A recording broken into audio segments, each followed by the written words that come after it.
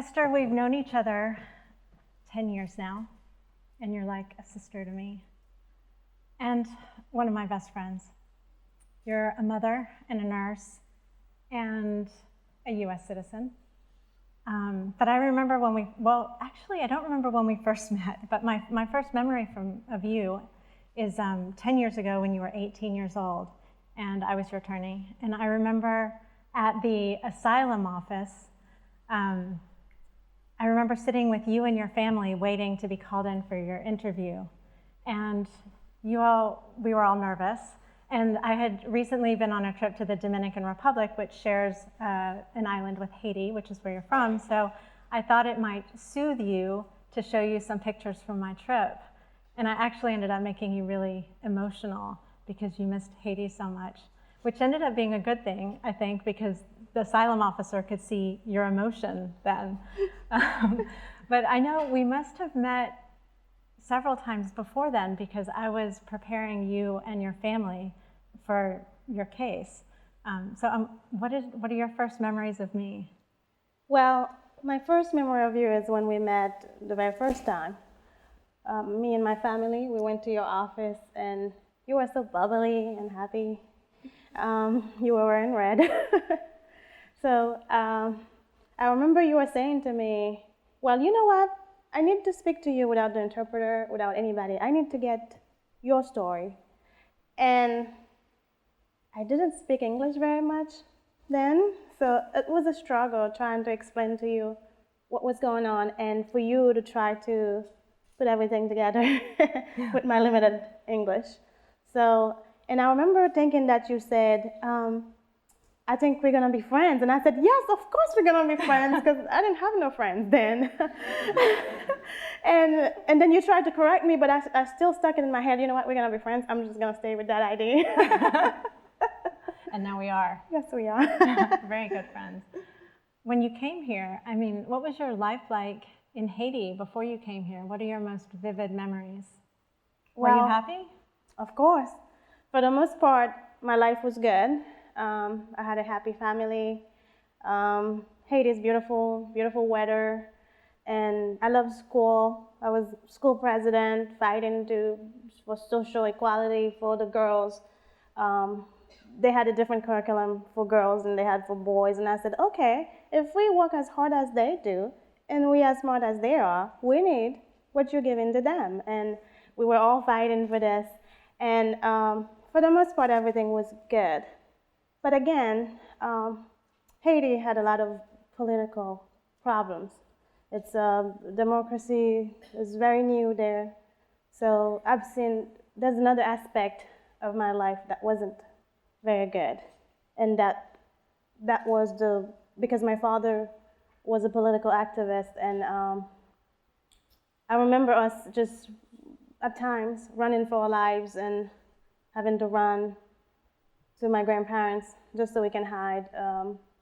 I remember vividly, I was about 4 years old when the first coup d'etat happened, and we had to leave really fast, and that was very dramatic for a 4-year-old. I had to see dead people on the street. It was just, but that didn't stop me from loving Haiti and from wanting to do something, you know?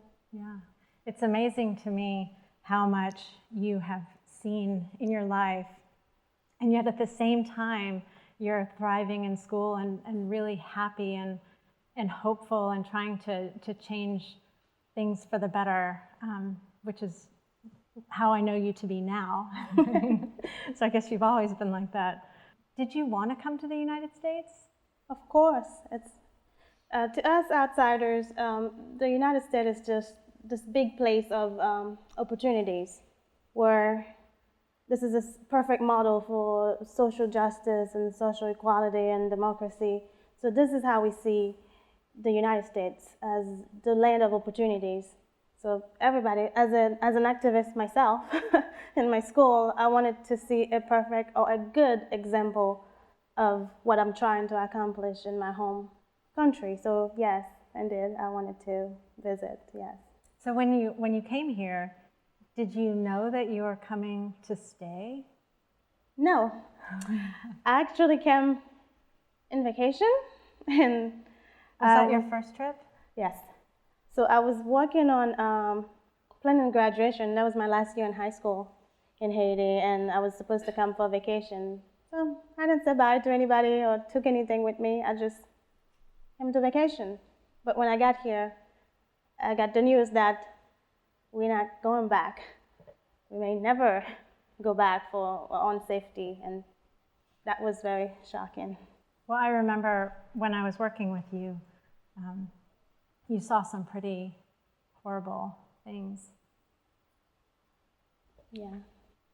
So I guess your family was looking out for you. And then having like such a good life there and being involved in school, and then coming here and your English wasn't very good. It's great now. But then it was your last year of high school, so it must have been hard making new friends. And how did you feel? It was very hard.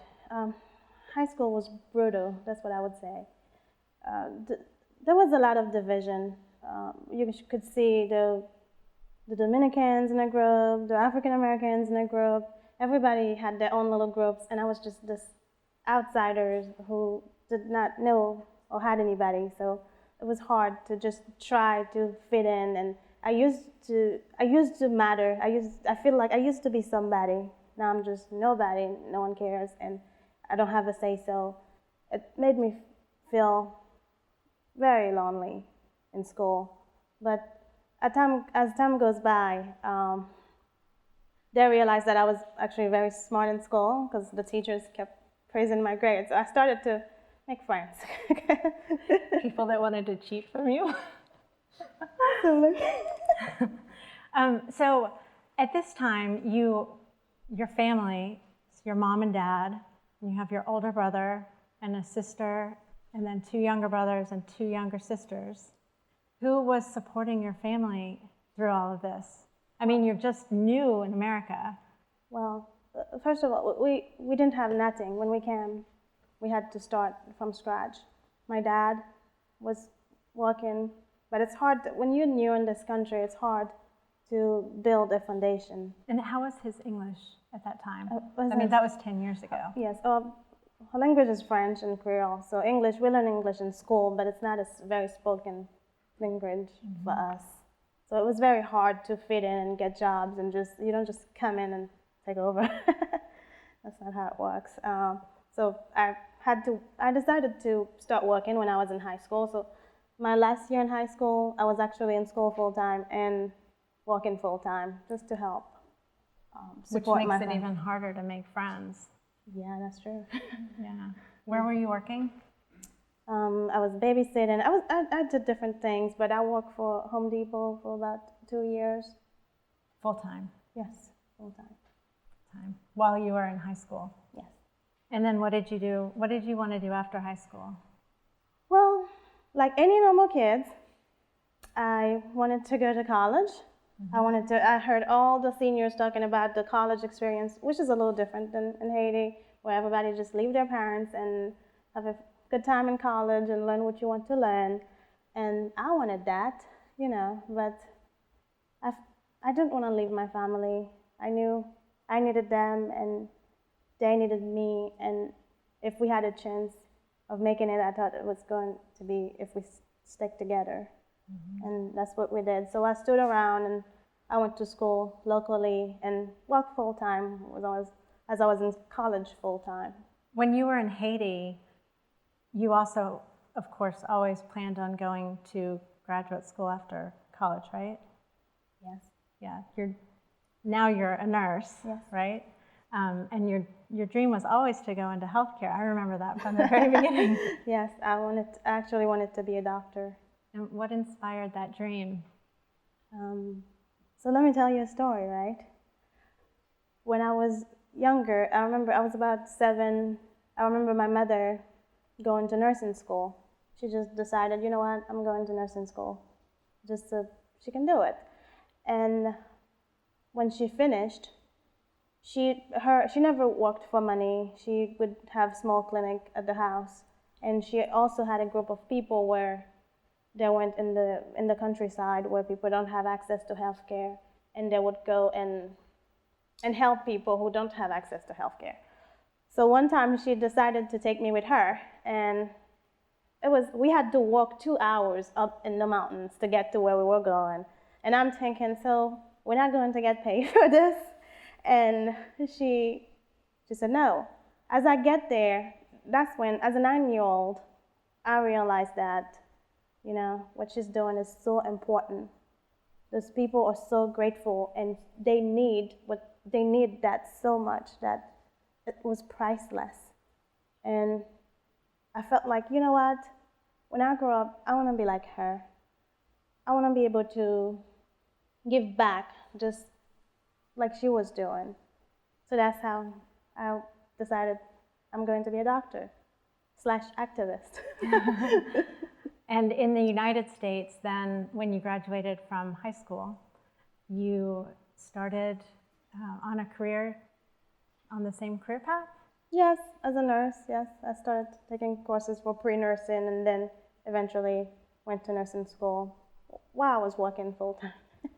At the same time, like, you were always supporting your family also, right? Absolutely. And now you also have a son and all the other kids, who I love so much, they all think of you as mom also. Yeah, I'm everybody's mom. I'm everybody's guardian. I take care of everything, and they look up to me. Sometimes my 18-year-old brother calling me mom, and I'm like, I'm too young to be your mom. And it's like, just accept it. And I just enjoy being there for them, and I'm happy that my parents trust me enough to let me be an example for them, And I'm happy that they don't have to see the things that I saw in Haiti, because they were much younger. And it's safe. Yeah. The things that we take for granted here, like not hearing gunshots at night when you're sleeping. I remember my first month in this country, it's so quiet, like nobody's shooting, nobody's dying in the street. It was just crazy. And as the kids don't want to just go to the bus stop and go to school. When I remember I had to, on my way to go catch a tap-tap, which is a small bus in Haiti, I saw this men coming, and they had heavy guns, and they just started shooting at everybody. And I'm trying to duck behind someone. I remember it happened so fast. I remember seeing a bullet going through this man's head right in front of me, and I was just covered in blood, and I'm thinking, oh my goodness, I'm dead. And it took me a good few minutes to realize that I wasn't dead, but this poor man, I can still remember his face. I remember when you were telling me those stories when we first met, and now knowing you for all this time, it's so hard. Growing up in America, it's so hard for me to really comprehend the reality of everything that you experienced, and then also, to know how much you love Haiti. When you think of Haiti now, what are your feelings? What are your thoughts? Well, I love my country. I want to see changes. I'm not happy with the way, and this is how changes starts. If you see something that's wrong, then someone has to do something about it. And I know we have a lot of room for improvement. I've been here for a decade now, and I've seen better examples than what I'm used to. I've seen it's not perfect here, but it's definitely better. And I know we could do better. And if we all just shut down in fear and not do anything, that's when nothing will happen. That's why I never stop. Even in Haiti, I never stopped trying. I never stopped going to school. I never stopped believing that things could get better. I still won't stop believing that. Yes, you amaze me. And so what are your goals now? Well, my goals are to finish school and start my own healthcare business here in the United States, and especially in Haiti. things like we take for granted, like going to the emergency and expect to get care, even if you don't have money, even if you can't pay for it, it's a luxury. If you go to an urgent care, you're dying, you don't have the money to pay, they will let you die. This is just the reality, and it's going on right now. What I know best is healthcare, and I can't change the world, I can't do everything, but I would like to give back in that sense. You know, to even try to change the mentality. This is another human being, and we have to do something. You know, as a nurse, I couldn't stand here and watch someone just being hurt and not do anything. I don't care if you have money. We need to teach them a better way, you know? Well, that's not the only thing you're doing, though. You're also having an enormous effect on, you know, these little people that you're helping to raise. So what if there's one thing that your children could learn from you, what would you want them to learn? I want them to learn about resilience.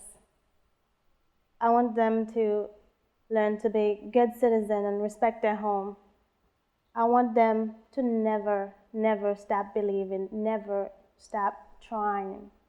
I want them to dream big, aim high, and just know that even the sky is not the limit. I want them to be better than me. Well, when I think about where you and your family were when we first met, and where you are now, 10 years later, and the example that you set for all of your younger siblings and your son, I can't imagine that they don't set their goals really high because you make everything look so possible.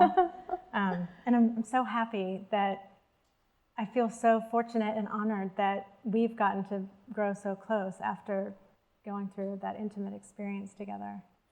I love you. I love you more.